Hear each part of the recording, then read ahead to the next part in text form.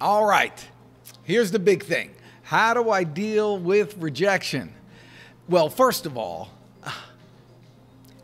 thank goodness.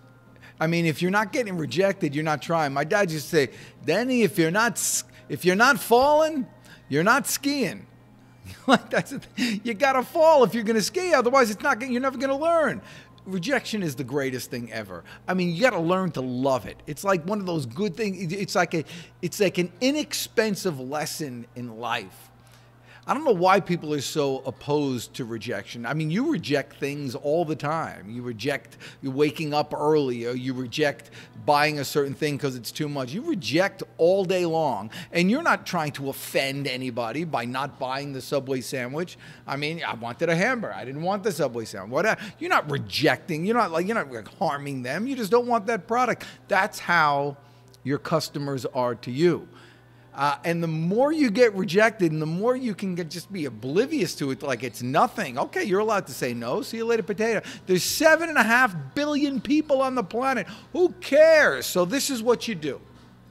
When you get rejected, your first thought needs to be, I wonder why they're rejecting this. It must not be compelling enough. It must not be good enough. I must not be good enough. What do I need to do to make it better? And then you ask, okay, I got it. Listen, I'm not trying to sell anymore, but let me ask you this. And this is just for my own edification. What is it about this that's not enticing you? Or you say it a better way than that. I had assumed by the type of your business that this was an issue for you. What's been working best for you that's achieving this, that this isn't an issue for you? And just so I could share it with my other clients, but find out exactly what it is. Not selling. It's like such a good learning experience. When someone rejects you, you're like, I got an opportunity to learn. So find out what it is.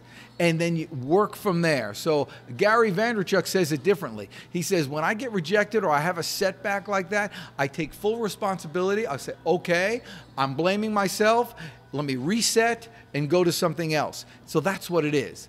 When they're rejecting, understand they're not rejecting you. They really are rejecting your product or service or your trust or whatever. Ask them. Got it. All right, I'm doing something wrong. It's not compelling enough. Let me ask you. What is it that I'm missing here that would compel you to pay $50 a month for a coaching program? And just tell me and be honest. And listen, it's okay to say this to me. You're not going to hurt my feelings. I'm a big boy and I can handle it. So just saying things like that gets you over the hump. And just think of it as a learning. It's free schooling, baby. And it's the only schooling I've ever had.